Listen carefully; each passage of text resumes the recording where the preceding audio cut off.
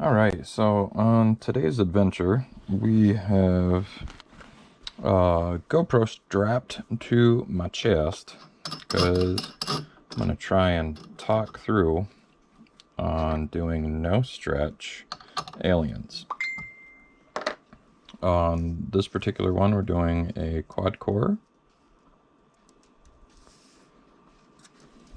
We've already got our decor prepped. We've already got our material prepped.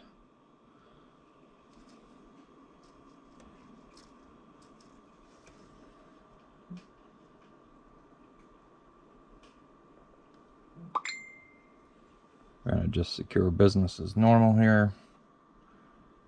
I'm going to try and silence my phone.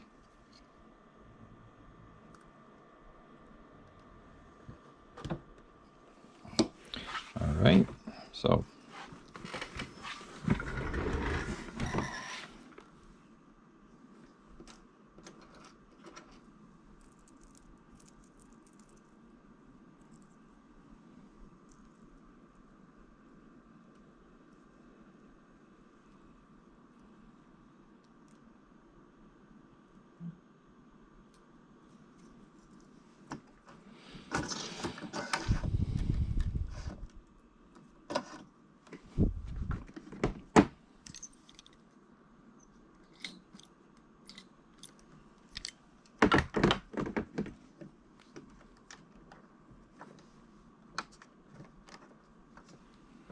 everything here is pretty standard. Decent tension, nothing crazy. I'm going to keep my slider right here at the start just until I kind of get the material flowing. Then we'll probably move it right out of the way. So what I always do with aliens is I start aliens the same way I do my Clapton. So this is my tag end that was secured. So my material ran from right to left. I'm going to wrap my aliens right to left.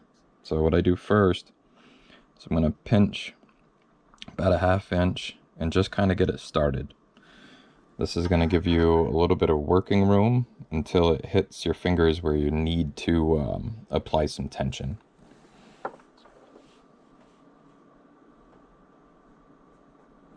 So hand position, just like regular aliens, and you're advanced about a 90. Well, you're slightly advanced. Now, there's a lot of different ways to hold the material, so it all comes down on whatever is the most comfortable for you. I pinch it between my thumb and my index finger. And what I watch here is I watch about 2 inches prior to where it's wrapping on my wire. And all I'm looking for is a consistent stretch.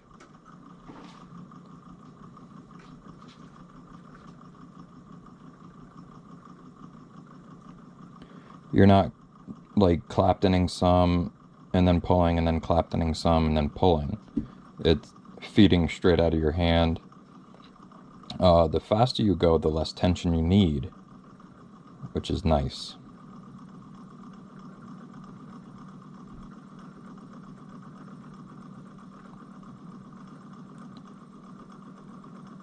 Again, I'm not really watching the material going onto the coil or the cores itself.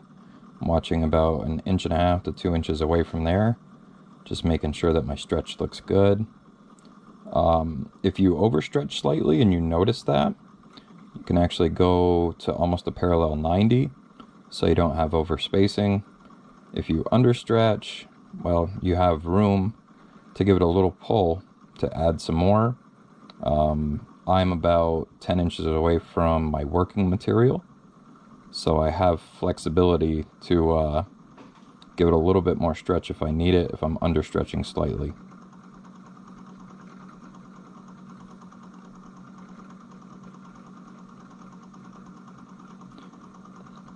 If something simply doesn't feel right, you can just stop everything, kind of reset your hand position, reset your body position.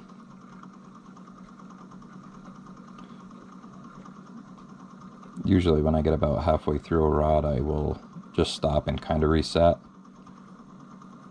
I haven't been the most nice to my hands over the years, so I get muscle cramps in my thumb. But for me, this method of wrapping is the most consistent. It's super tight. I wrap my aliens by hand on 3-4 core. My material never shifts, it doesn't move. It's locked right in.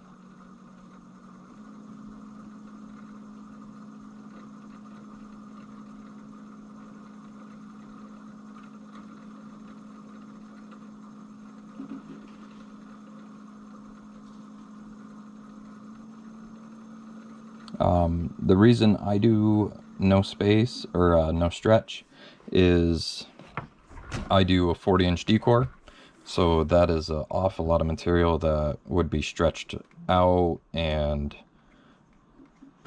placed wherever. I don't like the idea of it.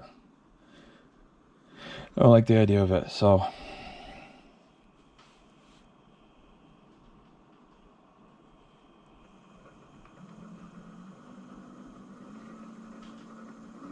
too many variables to go wrong, really, when you have upwards of 20 to 30 foot of material stretched across your house, in my opinion.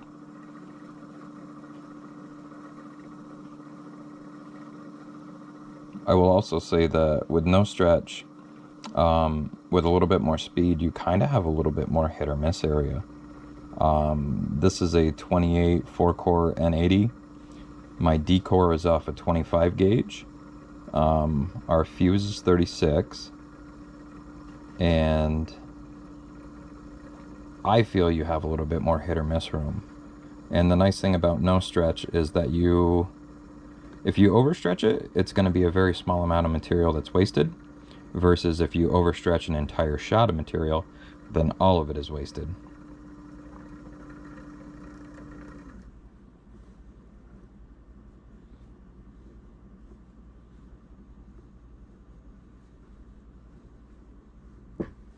Starting to get a little twist here.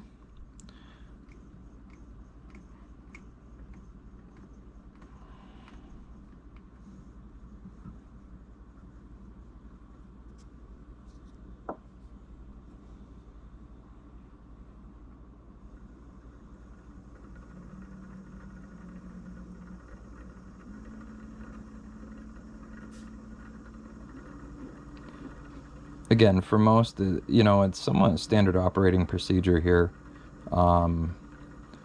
It's just you're using your hand to stretch the material rather than, let it drag across and just feed it on there. There's no right or wrong way of doing it. So long as it works for you, these are just some of the reasons why I do it this way. If I have to wrap a lot of aliens, there are times where I will stretch some material just to relieve the fatigue on my hand.